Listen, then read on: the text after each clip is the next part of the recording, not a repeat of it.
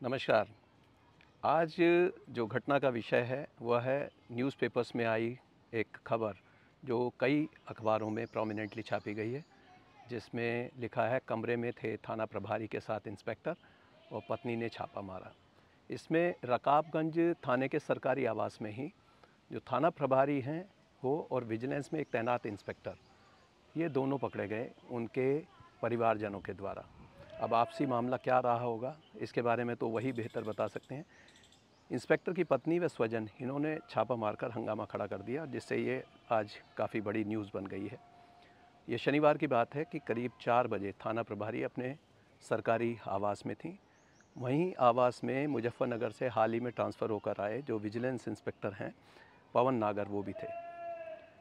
इसी बीच मेरठ से पवन नागर की पत्नी आ जाती हैं गीता नागर, उनके भाई ज्वाला नागर और उनकी भाभी सोनिया और बेटे अधिराज।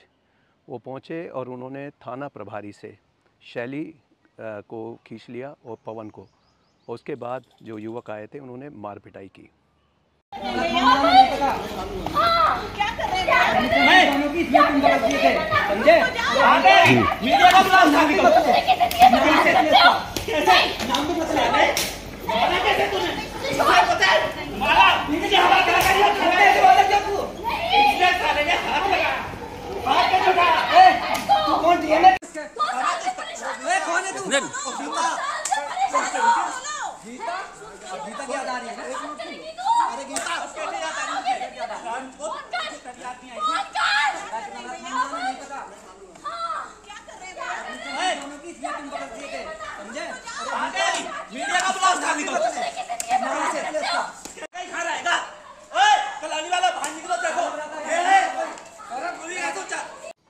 कई जनपदों में और कमिश्नरेट में महिलाओं को चार्ज दिए गए हैं। इम्पॉर्टेंट थाने के पहले महिला थाने में ही चार्ज मिलता था, लेकिन अब अन्य थानों में भी चार्ज दिए गए हैं और बहुत अच्छा कार्य कर रही हैं।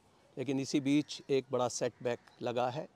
जो आगरा के रकाबगंज थाना क्षेत्र में कुछ लोग आ गए जिन्हें उपद्रवी कहा जा सकता है, और इन्होंने वहाँ तैनात महिला इंस्पेक्टर को बाहर खींच लिया। साथ में एक उनके गेस्ट आए हुए थे, वो भी इंस्पेक्टर हैं विजिलेंस डिपार्टमेंट में, उनको भी खींच लिया और उनके साथ बेहद बुरे तरीके से मार पिटाई की। लेकिन उसके बाद प्रशासन हरकत में आया और इसमें जो इंस्पेक्टर थी वहाँ पर महिला, उनकी तरफ से मुकदमा लिखा गया है और लोगों की गिरफ्तारी की गई है। आइए न्यूज़पेपर्स की खबर मैं आपको बता देता हूँ कि कमरे में थे थाना प्रभारी और साथ में थे इंस्पेक्टर, पत्नी ने मारा छापा।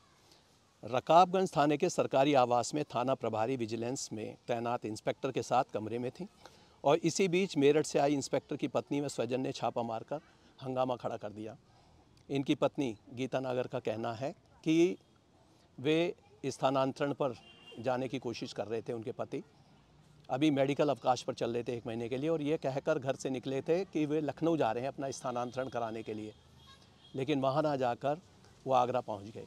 और इसका पहले से ही गीता नागर को शक था, तो उन्होंने अपने साथ अपने रिश्तेदारों को लिया, जिसमें उनके शैली राणा की तहरीर पर जिनके नाम लिखे गए हैं गीता नागर, उनका साला ज्वाला सिंह, दिग्विजय, ज्वाला की पत्नी सोनिया, चालक और एक अन्य जिन पर मुकदमा पंजीकृत किया गया है, ये लोग आए थे।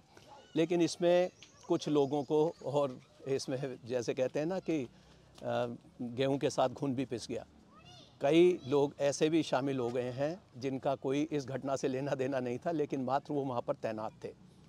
अब थाने में जब मारपीट की घटना हो रही थी तो वहाँ के जो गाड़ी के चालक हैं, उनके जो साथी और सब इंस्पेक्टर हैं, सिपाही हैं, उनके खिलाफ भी कार्रवाई हो गई है।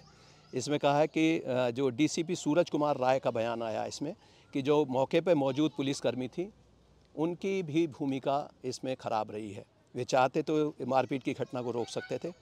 इसमें एसीपी सदर सुकन्या शर्मा ने अपनी एक रिपोर्ट दी है, जिसमें बताया है कि रकाबगंज थाने के मुख्य आरक्षी विशाल व हरिकेश को निलंबित कर दिया गया है। दरोगा सुनील लांबा, दरोगा देवेंद्र कुमार और महिला थाना की मुख्य आरक्षी रेखा तथा सिपाही अंकित, पीआरवी पर तैनात सिपाही गिरीश व चालक राजेंद्र, इनको लाइन हाजिर किया गया है। अब इनका दोष यही था कि इनको चाहिए था कि घटना के समय जब मारपीट हो रही थी तो उनको रोकते, गिरफ्तारी करते या बीच बिचाव कर देते, अगर उनकी पत्नी के द्वारा पहले से ही शक किया जा रहा था। तो ऐसे मामले में जब आप जिम्मेदारी के पद पर हैं, उस समय ये सीन खड़ा कर देना या वहाँ पर रिश्तेदारों के द्वारा इंटरवेन करना, ये लग रहा है कि उससे पहले काफ़ी इसमें इन्होंने तैयारी की होगी और ये मामला उनके रिश्तेदारों तक और सहकर्मियों तक ज़रूर पहुंच गया हो गया। मुझे लगता है जो स्टाफ ने भी इसमें बीच बचाव नहीं किया, यह लगता है कि उनको भी पहले से इस तरह के संबंधों के बारे में पूरी जानकारी थी। इसीलिए उनको लगा होगा कि ये शायद आपसी मामला है, इसीलिए वो इनको बीच बचाव करने के लिए नहीं उतरे और ना ही उन्होंने मारपीट करने से लिए रोका। लेकिन फिर भी कोई अगर थाना परिसर में जब कोई घटना होती है तो उसका आकार बढ़ जाता है। यदि यही घटना कहीं उनके घर पर या आसपास होती तो शायद इसकी डायमेंशन इतनी नहीं होती। तो जो भी जिम्मेदारी के पद पर हैं उनको चाहिए कि कोई भी ऐसा सीन क्रिएट ना हो, क्योंकि इससे न केवल उत्तर प्रदेश पुलिस बल्कि शासन की भी छवि धूमिल होती है। और जो मौका मिला है इंस्पेक्टर्स को, पहले तो इस तरह महिलाओं को मौका नहीं मिलता था थाना प्रभारी बनने का, जनरल थानों पर बहुत कम मिलता था। तो अब ऐसा मौका मिला है तो आपको ये सिद्ध करना होगा कि हम औरों से बेहतर हैं और ज़्यादा सक्षम हैं। थाना परिसर में जब कोई घटना होती है तो उसका आकार बढ़ जाता है। यदि यही घटना कहीं उनके घर पर या आसपास होती तो शायद इसकी डायमेंशन इतनी नहीं होती। तो जो भी जिम्मेदारी के पद पर हैं उनको चाहिए कि कोई भी ऐसा सीन क्रिएट ना हो, क्योंकि इससे न केवल उत्तर प्रदेश पुलिस बल्कि शासन की भी छवि धूमिल होती है। और जो मौका मिला है इंस्पेक्टर्स को, पहले तो इस तरह महिलाओं को मौका नहीं मिलता था थाना प्रभारी बनने का, जनरल थानों पर बहुत कम मिलता था। तो अब ऐसा मौका मिला है तो आपको ये सिद्ध करना होगा कि हम औरों से बेहतर हैं और ज़्यादा सक्षम हैं। लेकिन इसमें जो कानूनी कार्रवाई है वो होगी। जिन लोगों ने उपद्रव किया है उनके खिलाफ भी कार्रवाई होगी। लेकिन जो कर्मचारी जिनको इसमें शामिल किया गया है, लाइन हाजिर या निलंबित किया गया है, मुझे नहीं लगता कि उनका बहुत ज़्यादा दोष है, क्योंकि ये आपसा मामला समझकर ही उन्होंने शायद उसमें इंटरवीन नहीं किया। तो इनके प्रति लीनियंट व्यू लिया जाएगा, यही मेरी आशा है। तो आइए लॉ प्रेम प्रकाश को सब्सक्राइब कीजिए और जिन्होंने चैनल पर अभी तक की जो खबरें देखते रहे हैं, पुलिस से संबंधित सभी विषयों को हम उठाते हैं, तो कृपया इन वीडियोस को शेयर भी किया कीजिए और जिन्होंने अभी तक सब्सक्राइब नहीं किया, सब्सक्राइब कर बटन भी नोटिफिकेशन का ज़रूर दबा दें। धन्यवाद। जय हिंद।